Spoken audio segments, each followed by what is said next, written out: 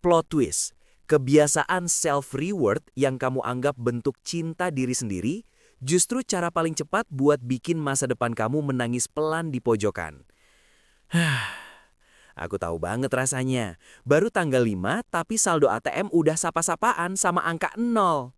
Kita sering ngerasa udah kerja keras, tapi kok uangnya nggak pernah betah ya di kantong?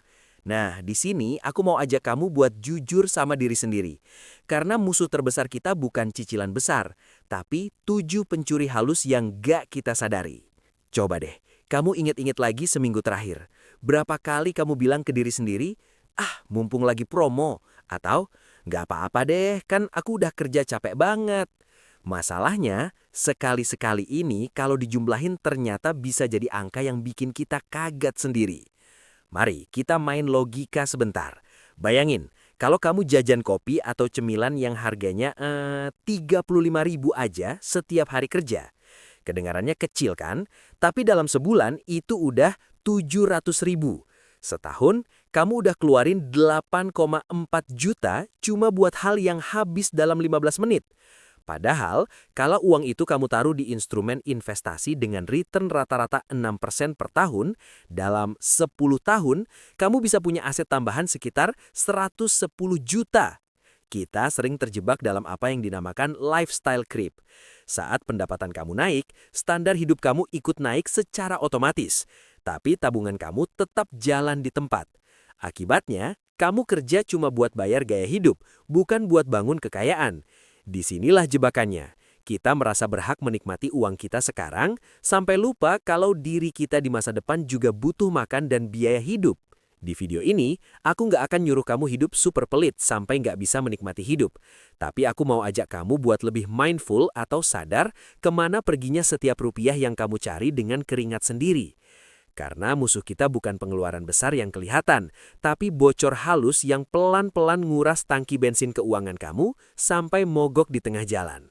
Nah, sebelum kita bongkar tuntas 7 pencuri halus yang sering banget nggak kita sadari ini, pastiin kamu udah klik tombol subscribe di bawah ya.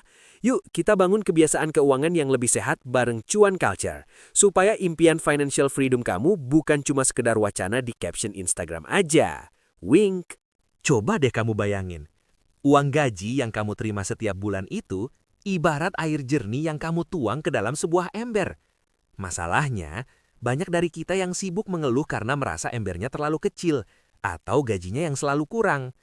Padahal, kalau kita teliti lagi, masalah utamanya bukan di ukuran embernya. Tapi di dasar ember kamu itu sebenarnya ada lubang-lubang kecil yang gak kasat mata. Inilah yang aku sebut sebagai the math of the leaky bucket.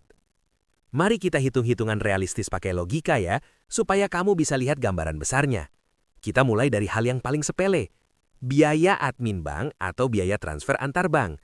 Anggaplah sekali transfer kena Rp 6.500. Kalau dalam sebulan kamu melakukan 10 kali transaksi saja, itu sudah Rp 65.000. Lalu, coba ingat-ingat berapa kali kamu bayar parkir. Rp 2.000 sampai Rp 5.000 yang karcisnya langsung kamu buang gitu aja. Kalau di total sebulan, pengeluaran ini bisa mencapai Rp 100.000 sampai 150.000 sebulan. Belum lagi, silent subscription atau langganan aplikasi streaming yang mungkin jarang kamu tonton, tapi tagihannya jalan terus setiap bulan. Ada Netflix, Disney+, Spotify, sampai langganan aplikasi edit foto yang lupa kamu cancel. Kalau semua daily small leaks atau bocor halus ini kita kumpulkan dan totalin, angkanya bisa mencapai Rp 500.000 sampai 1 juta per bulan loh. Mungkin kedengarannya kecil kalau dilihat harian, tapi secara akumulasi, angka ini setara dengan cicilan emas batangan atau modal investasi reksadana kamu untuk masa depan. Bayangin, uang Rp 1 juta yang menguap sia-sia, itu kalau kamu kelola dengan benar, dalam beberapa tahun, bisa jadi dana darurat yang menyelamatkan kamu saat ada musibah, atau bahkan modal untuk mulai bisnis sampingan. Jadi, masalahnya bukan kamu nggak punya uang, tapi uang kamu habis sebelum kamu sempat mencicipi hasilnya. Di bagian selanjutnya, aku mau ajak kamu untuk mengidentifikasi siapa saja sih pencuri yang sering bersembunyi di balik pengeluaran harian kamu. Yuk, kita mulai tambah lubangnya satu persatu, supaya rencana financial freedom kamu nggak cuma jadi angan-angan. Jangan lupa klik subscribe ya, agar kamu nggak ketinggalan tips finansial yang relate sama kehidupan kamu. Hanya di Cuan Culture. Tenang, aku nggak bakal nyuruh kamu hidup menderita atau makan nasi garam setiap hari kok. Kita cuma butuh sistem yang rapi, yang aku sebut sebagai protokol tambal ember. Bayangkan, keuangan kamu itu seperti ember. Percuma kamu isi air terus-menerus kalau bocornya ada di mana-mana. Kita harus tutup lubang-lubang kecil itu sekarang juga. Langkah pertama, aku minta kamu untuk audit semua langganan aplikasi kamu hari ini juga. Coba cek mutasi rekening atau email.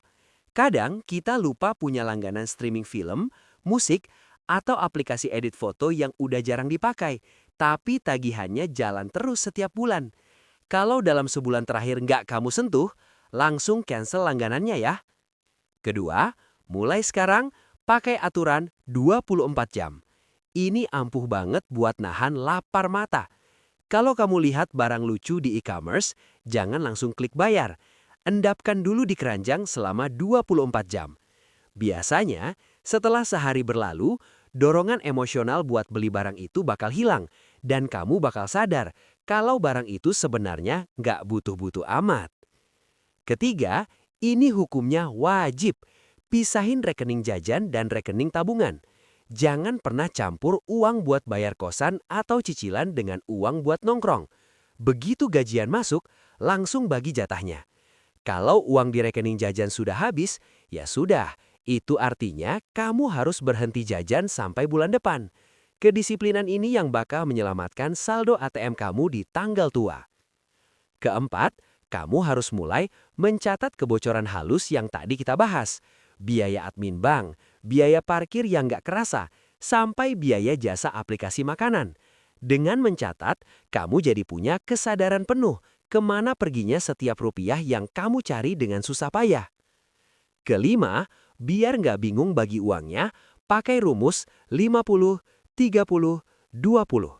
Alokasikan 50% gaji kamu untuk kebutuhan pokok, 30% untuk keinginan atau hiburan, dan minimal 20% harus masuk ke investasi atau tabungan. Rumus ini adalah fondasi paling dasar supaya kamu nggak merasa kekurangan, tapi masa depan tetap aman. Keenam, tantang diri kamu untuk masak sendiri minimal 3 kali seminggu. Kedengarannya sepele, tapi kalau kamu bandingkan biaya masak sendiri dengan harga satu porsi makanan di aplikasi delivery, kamu bakal kaget. Lihat berapa banyak sisa uang yang bisa kamu kumpulkan dalam sebulan. Selisihnya bisa buat nambah saldo investasi kamu loh. Terakhir, lakukan otomatisasi investasi. Gak perlu nunggu punya uang jutaan untuk mulai. Cukup sisihkan minimal 100.000 tepat di hari gajian. Atur fitur auto debit supaya uangnya langsung pindah ke instrumen investasi pilihan kamu. Dengan begini, kamu memaksa diri untuk membayar masa depan kamu terlebih dahulu sebelum membayar orang lain. Ingat ya, mengelola uang itu bukan tentang seberapa besar nominal yang kamu punya, tapi seberapa besar kendali yang kamu miliki atas uang tersebut. Kalau kamu ingin terus belajar cara mengamankan aset dan mencapai kebebasan finansial dengan cara yang masuk akal, pastikan kamu sudah klik tombol subscribe di bawah ini. Yuk, kita bangun kebiasaan baru yang lebih sehat buat dompet kamu.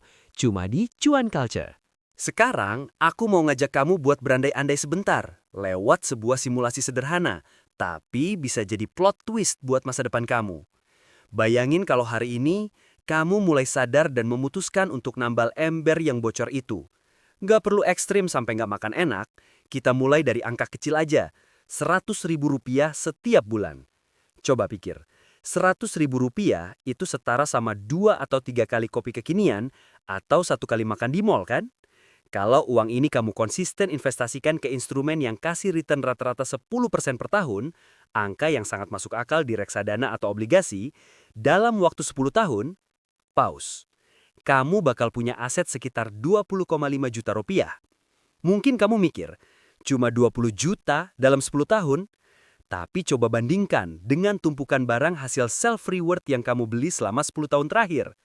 Baju yang sudah nggak tren, sepatu yang sudah mengelupas, atau hobi musiman yang sekarang cuma jadi pajangan berdebu di sudut kamar. Serius, nilai barang-barang itu sekarang hampir nol, alias jadi sampah. Sedangkan uang 20 juta rupiah tadi, itu adalah aset real yang nilainya terjaga dan bisa jadi modal buat impian kamu yang lebih besar. Poin yang mau aku tekanin di sini adalah, ini bukan soal pelit atau hidup menderita.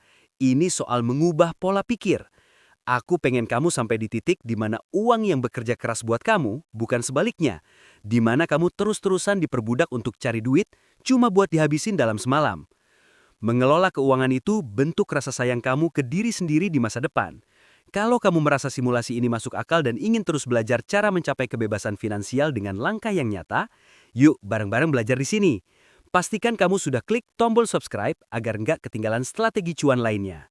Mari kita buat setiap rupiah yang kamu cari jadi lebih bermakna cuma di Cuan Culture. Kamu hebat banget. Sudah bertahan dan menyimak sampai akhir video ini. Aku tahu, ngomongin soal kesalahan finansial atau kebiasaan buruk itu nggak selalu nyaman. Tapi, langkah pertama untuk berubah adalah dengan menyadari di mana letak kebocorannya. Aku mau kamu ingat satu hal penting. Disiplin keuangan itu bukan bentuk penyiksaan diri atau pelit ke diri sendiri. Sebaliknya, disiplin itu adalah bentuk tertinggi dari self-love yang sebenarnya. Dengan mengatur uang sekarang, kamu sebenarnya lagi membangun benteng perlindungan buat dirimu sendiri di masa depan, supaya nggak perlu terjebak dalam rasa cemas setiap kali akhir bulan tiba. Tujuan aku sederhana. Aku pengen lihat kamu nggak cuma sekedar survive atau bertahan hidup dari gaji ke gaji, tapi kamu benar-benar bisa mencapai titik di mana kamu merdeka secara finansial. Kamu punya pilihan, kamu punya dana darurat, dan kamu punya ketenangan pikiran. Perjalanan besar selalu dimulai dari langkah kecil. Jadi yuk, mulai tambal lubang pertamamu hari ini. Nggak usah drastis, mulai dari satu hal yang paling sering bikin uangmu hilang tanpa jejak. Nah, sekarang aku mau tahu lebih lanjut soal pengalaman kamu. Coba tulis di kolom komentar. Pencuri halus mana nih yang paling sering bikin ATM kamu kosong bahkan sebelum tanggal 10? Apakah jajan kopi harian, langganan aplikasi yang lupa diputus, atau mungkin gengsi karena pengen terus ikutan tren? Aku tunggu ceritanya di kolom komentar ya, Besti. Kita saling berbagi dan menguatkan di sana. Jangan lupa buat klik subscribe dan aktifkan loncengnya supaya kamu terus dapat asupan strategi keuangan yang cerdas. Mari, kita buat setiap rupiah yang kamu hasilkan jadi lebih bermakna. Sampai jumpa di video berikutnya. Cuma di Cuan Culture.